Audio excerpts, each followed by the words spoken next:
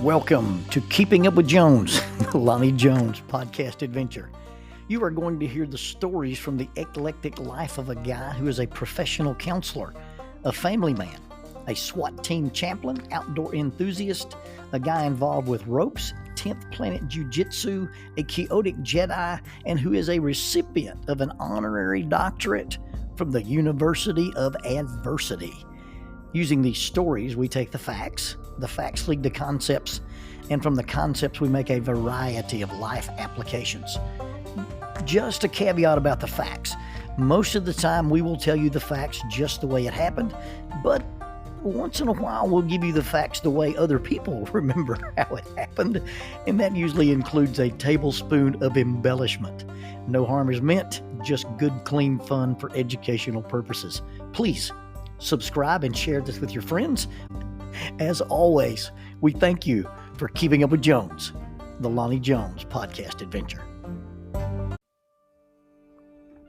Faulkner University introduces the Master of Arts in Christian Counseling and Family Ministry. Many youth ministers are not well prepared for the complex challenges facing youth, parents, and families today.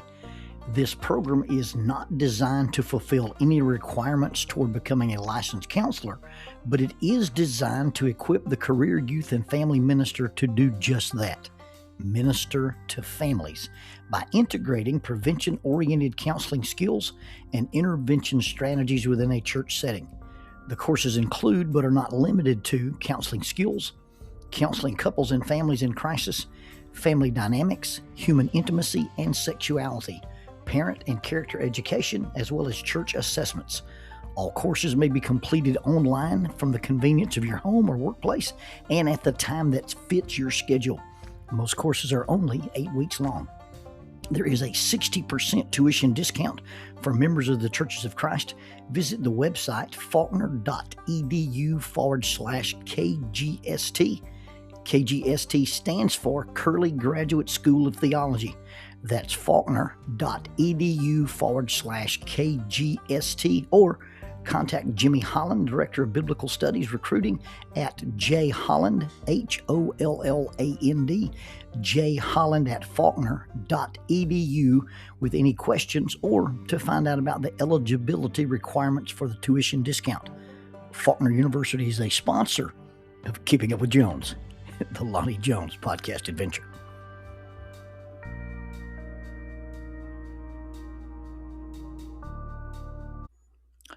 Darn. I is the iconic beginning of Ozzy Osbourne's Crazy Train. It debuted in 1980 as a single on his first solo project album, The Blizzard of Oz, and for some reason it was still popular in the summer of 1983, or at least it was popular in the mind of Greg Stallings, my brother's roommate at Faulkner University.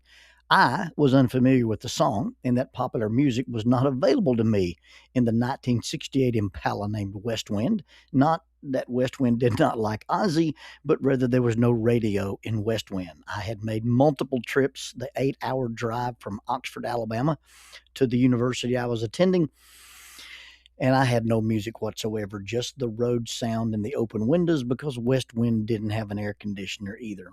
Greg was using part of the iconic song as his battle cry. We, my brother Gerald and I, had driven to Fairhope, Alabama to preach on the weekend and to visit with Greg and his family. It was a strange summer. I had opted not to return to Anniston, Alabama as a youth minister. I'd had some interpersonal issues, and actually they both involved girls.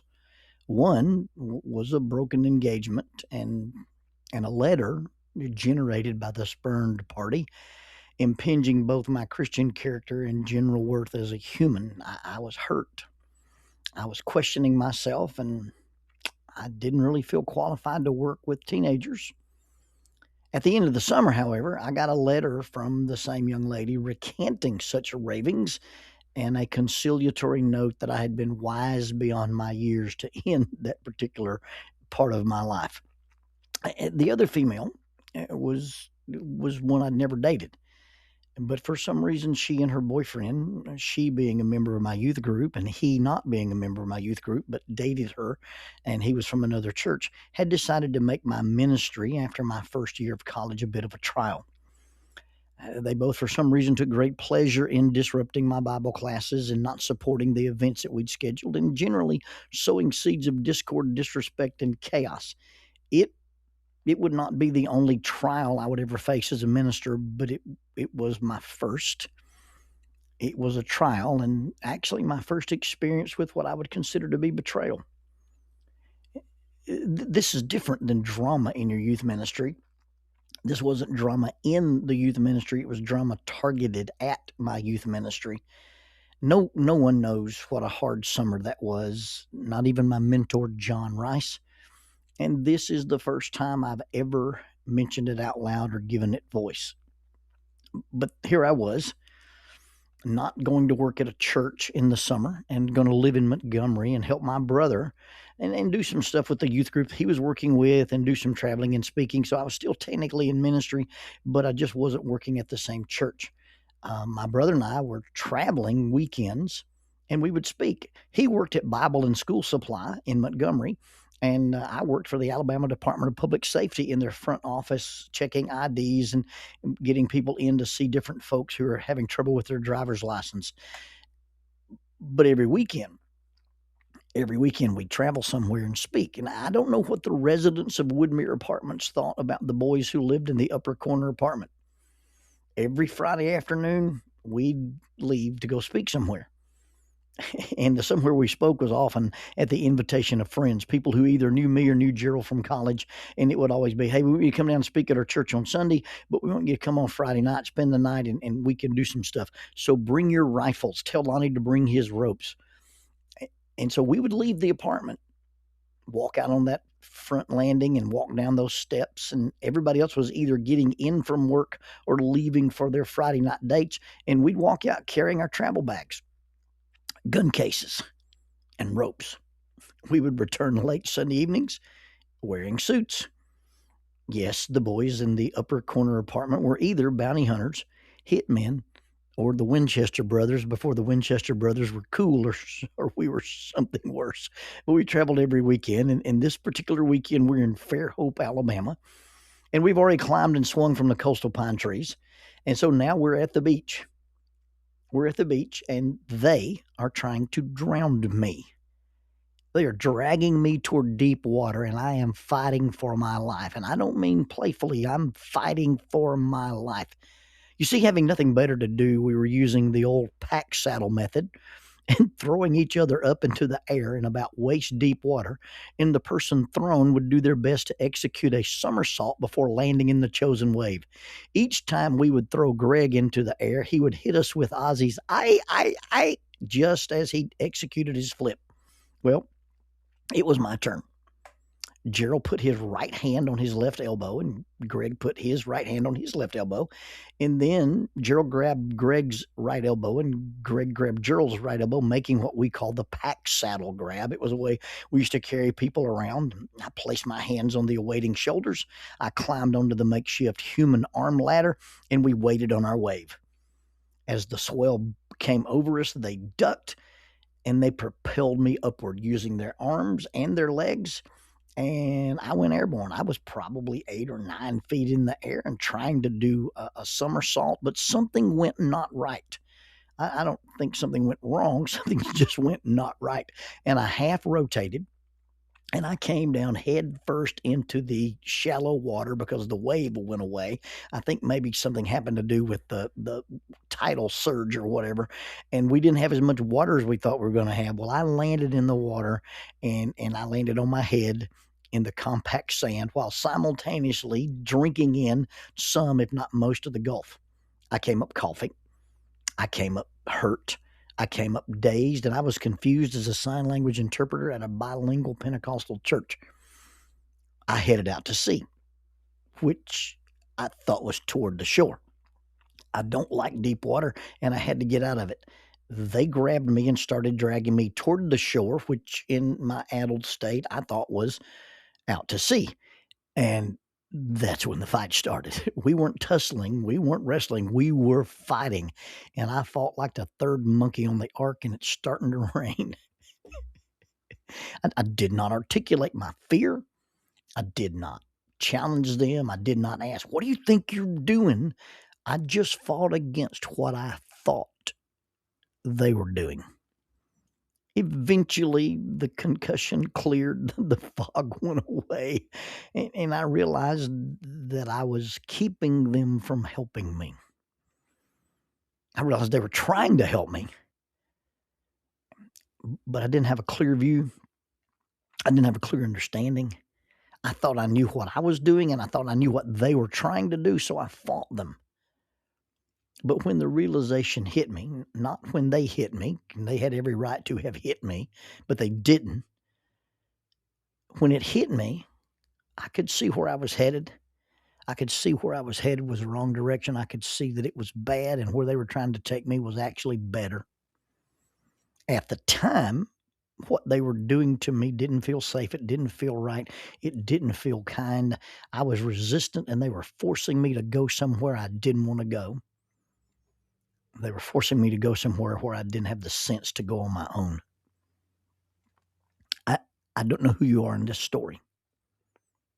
You may be the guy who feels like everyone is trying to drag you out to sea. You may be scared, confused, hurt, or overwhelmed.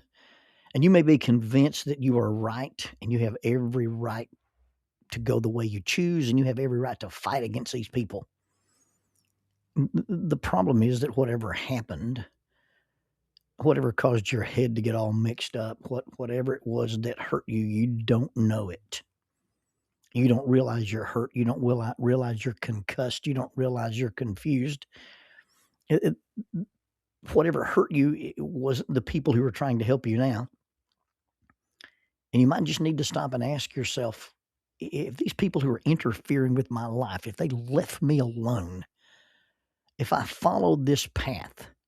Jordan Peterson has this really cool exercise you do. I think it's called self-journaling, where you look at where you are and you look at where you're headed and you project a trajectory and you say, 5 years from now, do I want to be where that leads? And if not, you start making some changes in your life. So maybe you should just simply ask yourself, hey, this doesn't feel right. It doesn't feel good. It doesn't feel kind. But if they left me alone and let me do what I wanted to do, where would I be? Where would I end up if they just got out of my way? How far out would I get? How far would I go before I was over my head? How far out would I get before I couldn't get back? There are people in our lives who want to prevent us from getting too far out and getting in too deep. But in the moment of crisis and panic and disorientation, it's hard for us to trust them. It's hard for us to let them guide us. It's hard to even let them stop you because you feel like it's us against them. And you don't really realize that they have your best interest in mind. In the end, it's an individual choice. If you're the person in the story and you've always believed everyone, and that's important insight, if you've always believed everyone who ever challenged you, questioned you, disappointed you, or put barriers in your way, if you've always believed those people were against you and trying to hold you back, trying to hold you down, you might rethink those thoughts. You can continue to fight, or you can at least stop fighting long enough to realize what's really going on. You don't even really have to change directions. Just stop fighting long enough to say, this is where I'm going, and this is where they're trying to get me to go. One path leads to life, and one path leads to death. You do get to choose. But don't fight me just because I can see it and you can't. If you're that person in the story, if you're the adult one, evaluate the people around you and ask, what are they really trying to do? You may be the other guy in the story. You may be the two guys who's fighting the wild man in the waves. That's a tough place to be for sure. You can clearly see where they are going. And even though they don't want your help and haven't asked for your help and are being resistant, even combative maybe, you've decided for whatever reason, hey, I'm going to wade out there and I'm going to fight with this person, and if not turn them around, at least stop them. And maybe even in extreme cases against their will, I'm going to drag them backwards. What do you do when someone you love, when someone you care about gets hurt and then just decides to walk away?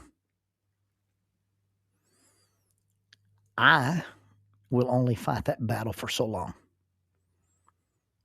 We have a different view, and one of us can't see reason. I'm only going to fight that battle for so long.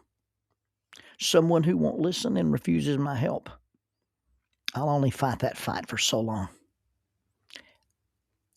I don't think either position in the story is enviable, the guy trying to go out to sea or the guy trying to drag him back. But if you're the guy who's trying to drag people back, at some point the water gets too deep for me to be in it with them.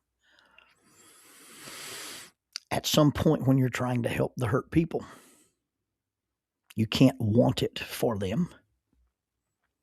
At some point I have to see what fighting with them is actually doing to me. At some point I have to realize they're not rejecting me. They're just seeking safety and comfort and survival. But they're deeply, deeply misguided, and I can't take it personal. At some point, you have to let go.